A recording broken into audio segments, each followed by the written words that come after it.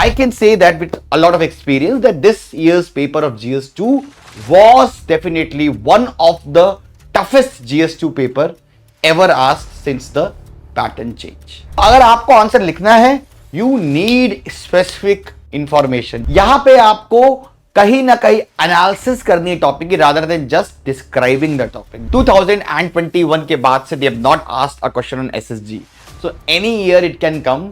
And that makes SSG very important topic for next year. PYQ 2013 से जितनी themes पूछी गई हैं, प्लीज उन themes को अच्छे से करो, because 4-5 questions तो आएंगे ही फिर से. Hello everyone, like we have done in the previous video that we have analyzed the GS1 paper and we saw the observations, and then I also provided the strategy and suggestions for 2026 preparation. In the same way, I will do this in this video. Now, a lot of people who have given mains has actually said or actually had spoken to me after the mains exam regarding the difficulty of GS2 paper. And a lot of them said, sir, this is the most toughest GS2 paper UPSC has ever asked. And do you think that it is the toughest GS2 paper that UPSC has asked in the history? If you feel so, please write us in the comments, right? Because definitely when you see the paper this year, there were very few volleys, volleys, I would say the easy questions. Most of the questions that were asked this year required you to think, to analyze. आपसे काफी depth में पूछा गया था. जो topics easy भी थे, उन इजी टॉपिक्स के अंदर भी काफी स्पेसिफिक क्वेश्चन पूछा गया था, right? And I can say that with a lot of experience that this years paper of GS2 was definitely one of the toughest GS2 paper ever asked since the pattern change, right? Because the people who are already in the services, even they felt that the paper was really tough. And I can say that yes, it was tough, right? So basically, before we start, let's see this chart. So this is the weightage that was given to GS2 this year. Polity, historically 50% questions are asked from polity, and this trend was continued this year also. 9 questions were asked, which is 45%. Governance, again, the ratio is usually 15% to 20%. This year it remained the same. 3 questions were asked. IR fix है, 4 question आते हैं, 9, 10, 19 and 20 fix है, वो fix रहे. Social justice saw increase. So polity and governance saw a decline, but social justice saw an increase. Double number of questions were asked in social justice. Now, if you see the observations and how we say that this year's paper was very tough. Basically, in 2025 paper, when I analyzed the questions, 6 question थे जो we can say कि वो easy questions थे. हम क्यों बोल रहे हैं कि वो easy questions थे? क्योंकि इन क्वेश्चनों में आप डायरेक्टली, अगर आपने करंट अफेयर्स रीड कर रखा है, अगर आपने सिलेबस कवर कर रखा है, तो आप कर सकते हैं. जैसे ये क्वेश्चन था, discuss the nature of JNK legislative assembly after JNK reorganisation act, briefly describe the powers and functions of assembly of JNK. अब ये बहुत न्यूज में चल रहा है, इलेक्शंस भी हुए हैं, तो if you are a serious aspirant preparing for mains, we expect you कि आप ये चीज करोगे. 7 questions were moderate in GS2 paper. Moderate की अगर हम बात करें तो अल्टीमेटली मॉडरेट में डायरेक्ट नहीं थे, लेकिन डेफिनेटली आपको you need some argument, you need some data to write a awesome answer. आप अटेम्प्ट कर सकते हो, लेकिन आर्ग्यूमेंट्स और अच्छे मार्क्स लेने के लिए यू नीड डेटा. जैसे ये क्वेश्चन था, inequality in ownership pattern of resources is one of the major causes of poverty, discuss in the context of paradox of poverty. तो यहां पे आपको you will have to substantiate your arguments with data. Data नहीं होगा तो फिर क्या होगा भाई? आप जब तक नहीं बताओगे, एग्जांपल नहीं दोगे, सिर्फ ऐसे आर्ग्यूमेंट्स दोगे, ऐसे आर्ग्यूमेंट सब लिख लेंगे, लेकिन मार्क्स उनके आएंगे जो यहाँ पे डेटा देंगे, एग्जांपल्स देंगे. 7 questions were difficult in GS2 paper compared to only 3 last year. Difficult कौन से क्वेश्चंस हैं? जो बहुत स्पेसिफिक पूछे गए हैं. अगर आपको आंसर लिखना है, यू नीड स्पेसिफिक इंफॉर्मेशन. जैसे ये क्वेश्चन था, India Africa digital partnership is achieving mutual respect, co development and long term institutional partnership exam. ये इलाबोरेट. अब यहां पे आपको क्लियरली पता होना चाहिए कि एग्जैक्टली क्या डेटा है, क्या एग्जांपल्स हैं, कितने कंट्रीज में इंडिया प्रोजेक्ट्स कर रही है, टोटल कितनी अमाउंट का कर रही है, कौन कौन सी इनिशिएटिव्स हैं. तो ये अगर आपको नहीं पता है तो यूजुअली आप नहीं लिख पाओगे आंसर. तो ऐसे 7 क्वेश्चंस थे. Now second observation is that comparative constitutionalism is prominent. पहली बार यूपीएससी हिस्ट्री में 2 क्वेश्चन पूछे गए. कंपैरेटिव कॉन्स्टिट्यूशनलिज्म से 2 क्वेश्चन पूछे गए. हर बार एक पूछते हैं, पिछले 8 साल से लगातार पूछ रहे हैं. तो ये टॉपिक ऐसा है जो आपको करना ही है. जैसे ये क्वेश्चन था, compare and contrast president's power to pardon in India and in the USA. Okay. Third is 16 questions have current affairs orientation. They were somehow linked with current affairs, or you have to use current affairs to substantiate or to write an answer. ठीक है? Which makes current affairs is very important for GS2, unlike GS1. Static polity questions also required deeper analysis. जैसे ये वाला question था, the Attorney General of India plays a crucial role in guiding the legal frameworks of Union government, ensuring sound governance through legal counsel. Discuss his responsibilities, rights and limitations. अब यहां पे भी आपको proper break करना है, basic responsibilities, recent examples incorporate करने हैं, तभी आपको मार्क्स मिलेंगे. Right. Similarly e governance 2023, 24, 25 back to back repeat हो रहा है. राइट. तो for example this year they had asked e-governance projects have built-in bias towards technology and back-end integration rather than user-centric designs examined. Then debate type of questions are being asked. जैसे civil society anti-state है या फिर pro-development है. Right? तो debate type questions पूछे जा रहे हैं. Similarly, analytical questions पूछे गए. Analytical का मतलब with keywords examine, do you agree. यहां पे आपको कहीं ना कहीं एनालिसिस करनी है टॉपिक की, rather than just describing the topic. जैसे ये क्वेश्चन था आपका ई गवर्नेंस वाला. सिमिलरली सोशल जस्टिस से हमने कहा 4 क्वेश्चन पूछे गए, लास्ट ईयर 2 थे. गवर्नेंस में 1 क्वेश्चन कम पूछा गया. इस बार it's very surprising that very few questions were asked from legislature and executive. बहुत कम क्वेश्चन, 1 क्वेश्चन पूछा गया. लास्ट ईयर 3 थे. और जिस टॉपिक से कम पूछा गया है और हिस्टोरिकली पूछा जाता रहा हो, एक्सपेक्ट कर सकते हो कि नेक्स्ट ईयर ज्यादा पूछा जाएगा. Then more specificity specificity and depth over broad topics. जैसे अगर आप देखोगे, पहले आरपीए पे क्वेश्चन पूछे जाते थे, डायरेक्ट पूछे जाते थे कि आरपीए जैसे ये क्वेश्चन था 2020 का. There is a need for simplification of procedure for disqualification of persons found guilty of corrupt practices under the RPA Act. Comment.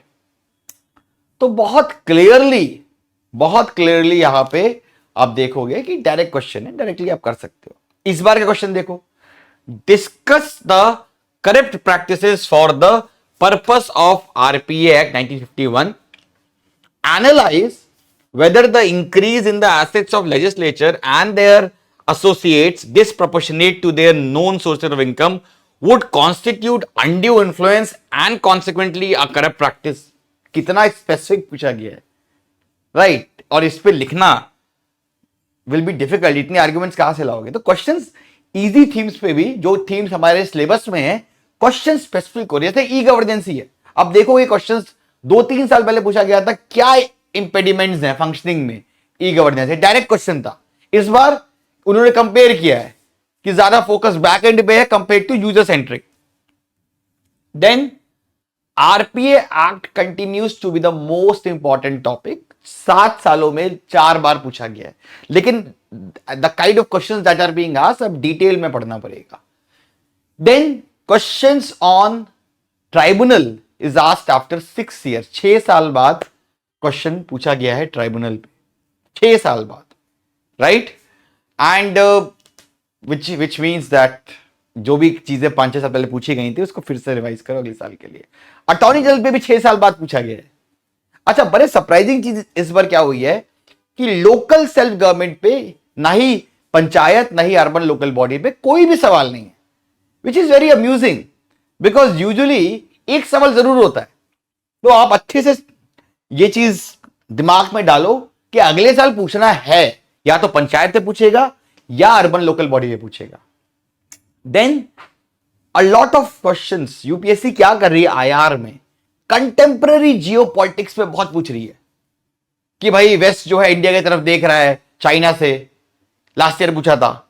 इस बार भी आप देखो कि globalisation, with the waning of globalisation the post cold war world is becoming a site of sovereign nationalism, या the reform process in the UN remains unresolved because of the delicate imbalance of East and the West and entanglement of the US versus Russia-China alliance.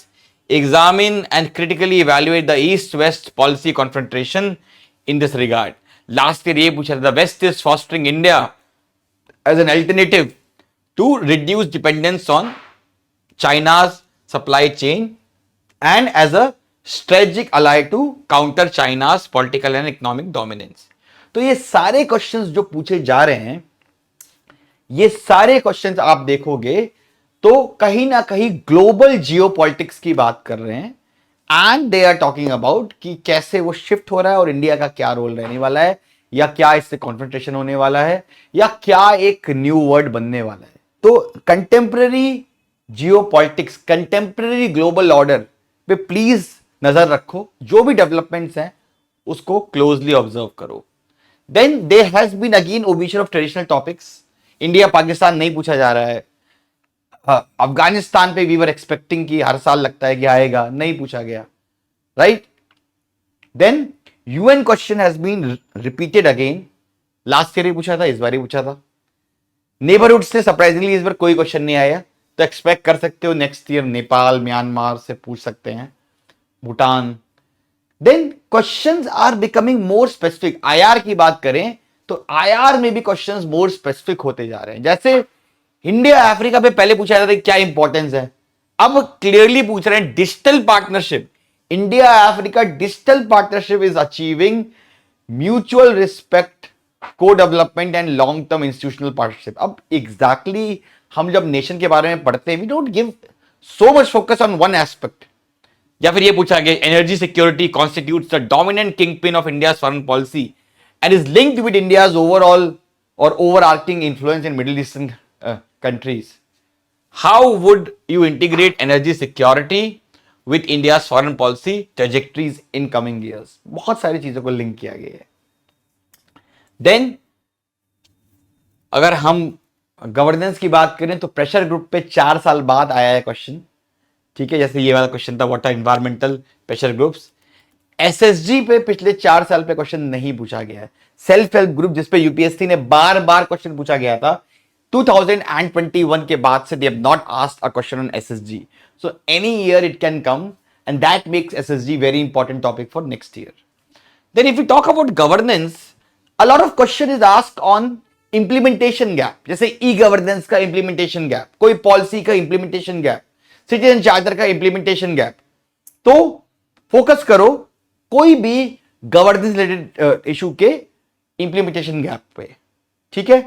And surprisingly no question has been asked from health and education, which again is very very surprising, and next year it becomes important. Then back to back questions were asked on poverty, last year ही पूछा था, इस बार भी पूछा है। Let's start with suggestions and we will go subject wise. So let's start with polity first. सबसे पहले इंपॉर्टेंट चीज है that PYQ is must. जो क्वेश्चन 6 साल पहले कैबिनेट पे क्वेश्चन 2014 में आया था और अब फिर पूछा गया है, कॉन्स्टिट्यूशनल मोरालिटी पे 2021 में पूछा गया था, फिर पूछा गया है। you know, so we are seeing the repeat of themes. Attorney general पे 6 साल पहले पूछा गया था, फिर पूछा गया है. तो 2013 से जितनी थीम्स हैं across the subjects, polity, IR पे, एससीओ पे पूछा गया था, फिर से पूछा गया है. ठीक है ना, हेल्थ पे पूछा गया था. तो पीवाईक्यू 2013 से जितनी थीम्स पूछी गई हैं, प्लीज उन थीम्स को अच्छे से करो, बिकॉज 4-5 क्वेश्चंस तो आएंगे ही फिर से, और you know it can even go more. ठीक है. Similarly second important, very important thing is you need to master comparative tables. देखो ये बात पक्की है कि कंपैरिजन पे क्वेश्चन आएगा. India, US, France, Germany, Canada and Australia, इनको अच्छे से कर लो. और इनमें जो है 12-13 पैरामीटर्स है, president, prime minister, judiciary, federalism, elections, constitutional bodies. Please एक कंपैरेटिव चार्ट बनाओ. Let's say you take a body and then you make notes कि इंडिया में ये प्रोसेस है, बाकी कंट्रीज में ये है. So please do that, because एक क्वेश्चन तो पक्का ही आना है ना इससे, तो क्यों छोड़ना. Then integrate landmark Supreme Court cases and latest amendment in your answers. किसी पे भी आए क्वेश्चन, जब आप सजेशंस लिख रहे हो, 1-2 सुप्रीम कोर्ट जजमेंट डाल दो वहां पे. जैसे ये वाला क्वेश्चन आया था, comment on the need of administrative tribunals as compare to the court system, assess the impact of recent tribunal reforms through rationalization of tribunals made in 2021. तो आप जो है you can mention the Supreme Court judgments in the way forward part. R. Gandhi versus Union of India ने had talked about judicial dominance in selection process. Madras Bar Association case में Supreme Court had said minimum 5 years for the members of the tribunal and no extension. So any theme that you are preparing, 1 से 2 supreme court judgements जरूर prepare करो. Fourth very important thing is article 14, 15 and 21. These are the most important, article 14, 19, 21 and 15. These are the most important articles that you need to prepare for your polity, क्योंकि इस पे सवाल एक question आता ही है. Right. See, idea is that when we prepare for next year, we need to be smart. 12 घंटे 18 घंटे सब पढ़ते हैं, बट क्या टॉपिक्स हैं जिसपे सबसे ज्यादा पढ़ना है, वो चीजें हमें स्ट्रेटेजिकली डिसाइड करनी पड़ेगी. तो 14, 15, 19, 21 एंड इसमें भी सबसे important is 21. Right to life के जितने जजमेंट्स आए हैं सुप्रीम कोर्ट के, उससे रिलेटेड सारे इश्यूज तैयार करो. ट्रांसजेंडर वगैरह सब उसमें आ जाएगा. राइट टू प्राइवेसी, जैसे राइट टू प्राइवेसी पे ये आया था last year. Right to privacy is interesting to life and personal liberty and it's inherently protected under article 21 of the Constitution. Explain in this reference, discuss the law relating to DNA testing of child in the womb to establish its paternity. Yeah, Constitution of India is a living instrument with capabilities of enormous dynamism.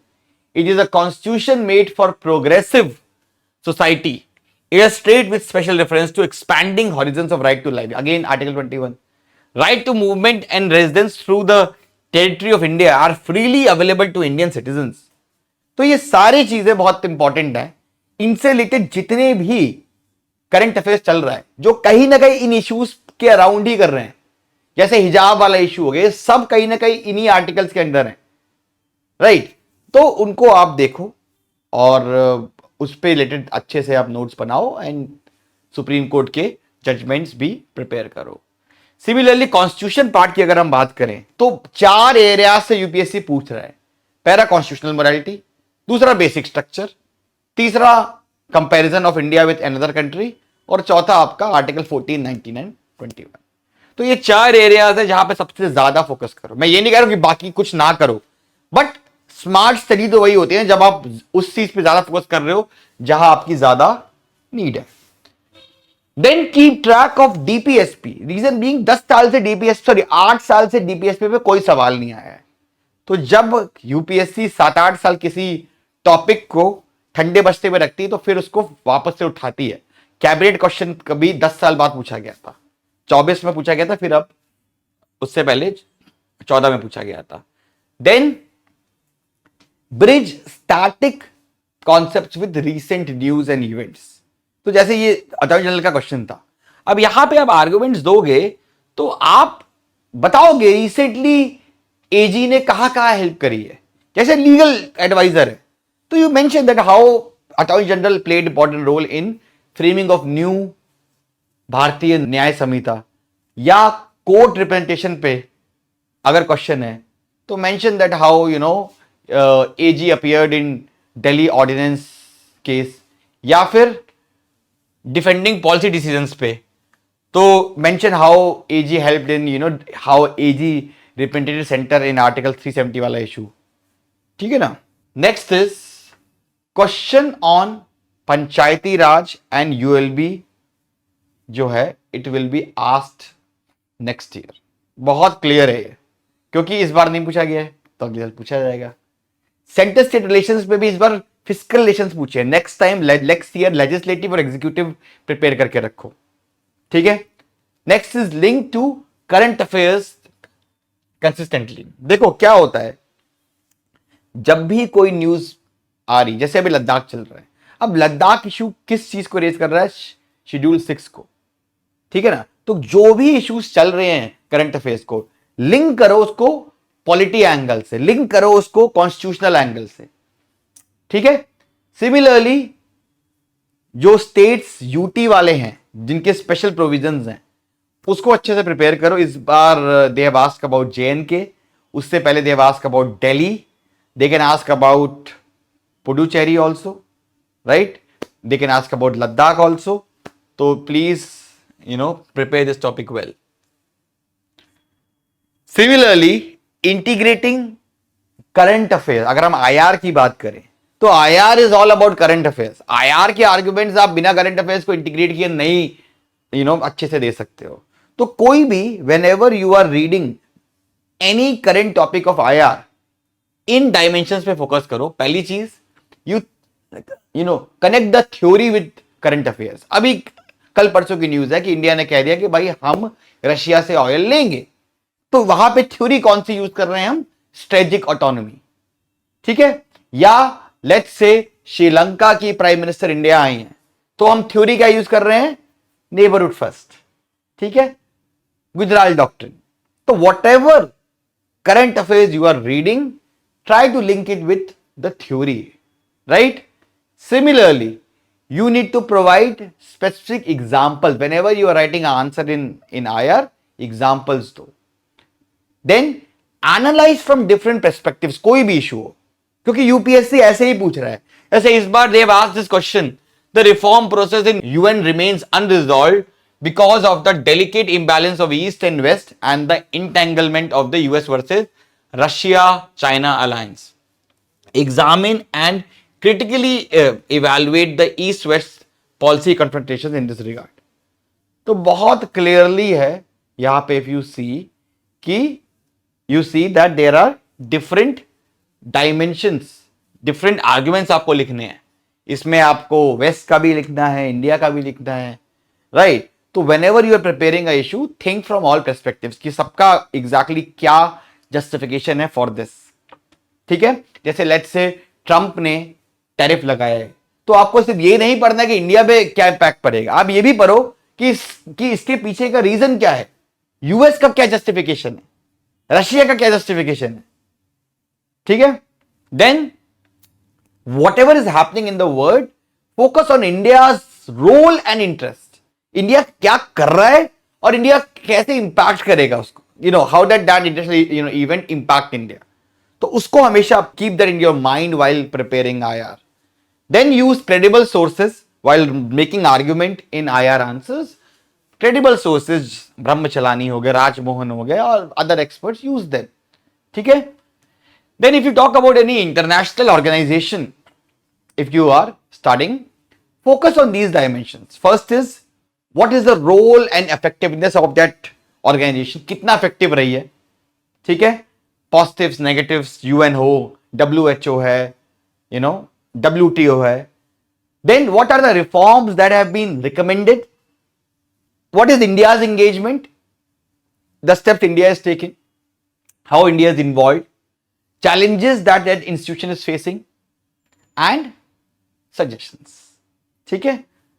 Then if you talk about map in IR answers, try करो कि जहां possible हो map बनाओ। जैसे Maldives पे question था last year, तो map बनाओ, शो करो कैसे वो उसकी location is so important for India, right. Next is data driven arguments. जहां पॉसिबल हो, चाहे इंट्रोडक्शन में चाहे मेन बॉडी में, IR में डेटा जरूर दो। जैसे ये इंडिया अफ्रीका वाला था, तो यहां पे डेटा दो कि कैसे pan Africa E network has connected 48 और मोर कंट्रीज, ठीक है। नेक्स्ट इज जो अंडर रिप्रेजेंटेड एरियाज हैं, जैसे आपके लैटिन अमेरिका हो गया, नेबरहुड हो गया, एफपैक हो गया, prepare them well also because any year they can ask the question, ठीक है। Then you need to prepare 1 pager notes on specific topics of IR, जैसे क्लाइमेट डिप्लोमेसी हो गई, स्ट्रेटेजिक ऑटोनॉमी हो गई, एक्सेट्रा, ठीक है। देन डायस्पोरा क्वेश्चन आया नहीं है 2 साल से, तो you can expect that next year. Usually trend होता है 3-4 साल में डायस्पोरा पे they ask. And very important suggestion that I am providing you is कि अब IR में मैक्रो इश्यूज के बियॉन्ड सोचना शुरू करो, माइक्रो इश्यूज पे सोचो। जैसे इंडिया अफ्रीका का they ask about digital partnership, तो अब जैसे यूके का prime minister came to India, तो भाई आप ब्रॉडली आप रीड करो कि क्या क्या इश्यूज हैं, but also focus on specific issue. जैसे वाइन इशू है, ऑटोमोबाइल इशू है, ठीक है ना। तो अल्टीमेटली माइक्रो इश्यूज पे भी आप फोकस करो और आर्ग्यूमेंट्स लिखो, जनरेट करो, नोट्स में लिखो, बिकॉज अब यूपीएससी मैक्रो इश्यूज से शिफ्ट होके स्पेसिफिक इश्यूज पे आ रहा है, और उसके लिए you need to have that in your notes so that you can reproduce them in your answers. Then अगर हम if you talk about governance, तो focus on self help group, next year आएगा सवाल। और जब हम एनजीओ और civil society की बात कर रहे हैं, तो 6 पॉजिटिव और 6 नेगेटिव एग्जांपल्स विद एग्जांपल्स आपको लिखने हैं अपने नोट्स में, so that you can use them in your answers. Then अगर हम बात करें ई गवर्नेंस की या कोई भी गवर्नेंस के टॉपिक की, तो ऑपरेशनल इश्यूज पे ज्यादा फोकस करो। यूपीएससी उसी के अराउंड आर्ग्यूमेंट्स फ्रेम कर रहा है, ठीक है। Similarly focus on implementation gap, कि क्या गैप्स हैं हमारी इंप्लीमेंटेशन में, ठीक है। देन आरटीआई पे लास्ट 5 साल से क्वेश्चन नहीं आया है, 20 साल हो गए हैं आरटीआई के, तो वी एक्सपेक्टेड कि इस बार पूछ सकते हैं, अगली बार जरूर पूछेगा। Then if you talk about so all these things are important. Then अगर हम सोशल जस्टिस की बात करें, तो focus on health and education next year, सवाल आया नहीं है इस बार, तो हाई चांस है नेक्स्ट ईयर 2 सवाल आ सकते हैं। और हंगर और पॉवर्टी की अगर हम बात करें, तो ट्राई करो कि हंगर और पॉवर्टी को साथ में लिंक करो अगर हम GS2 की बात करें, क्योंकि यूपीएससी जो क्वेश्चन पूछ रहा है वहां पे they are asking questions by linking it up. जैसे if you see this question, poverty and malnutrition creates a vicious cycle adversely affecting human capital formation. What steps can be taken to break the cycle? Yeah, hunger and poverty are the biggest challenge for good governance in India still today. Evaluate how far successive governments have progressed in dealing with humongous problem. Suggest measures for improvement. तो कहीं ना कहीं link of hunger and poverty हो रही है। Then अगर हम बात करें सोशल जस्टिस के क्वेश्चंस की और सॉरी आंसर्स की, तो फील एग्जांपल्स दो, वहीं से मार्क्स मिलेंगे। जैसे ये क्वेश्चन पूछा था, women social capital complements in advancing empowerment and gender equity explain, तो यहां एग्जांपल दो, सेवा का, कुडुमश्री का, all these examples need to be given. Similarly answer writing templates का यूज करो, IR में, पॉलिटी में, गवर्नेंस और सोशल जस्टिस में आप PDTO जो मैंने एक बताई थी टेम्पलेट, प्लानिंग, टारगेटिंग, डिलीवरी और यूजेस, उसको यूज कर सकते हो स्कीम्स एंड पॉलिसीज में, ठीक है। उससे आप काफी पॉइंट जनरेट कर सकते हो। Also you need to refer to government reports and quote those reports in your answers while making arguments in social justice, ठीक है। नीति आयोग हो गया, इकोनॉमिक सर्वे हो गया, NFHS हो गया, इन सब का यूज करो, ठीक है। Plus regularly review the PYQ, सब में, ठीक है। तो I think these are the major things that we can use. अब इसमें आप सबसे इंपॉर्टेंट है कि GS2 को the paper is becoming difficult and you cannot just prepare it in a very normal manner, in a very layman language manner. कहीं ना कहीं हमें थोड़ा deeper understanding चाहिए होगी, right? And you need to take these suggestions that I have been provided you in this lecture and use them judicially for next year's preparation. I will be coming back shortly with GS3 analysis also very soon. Thank you.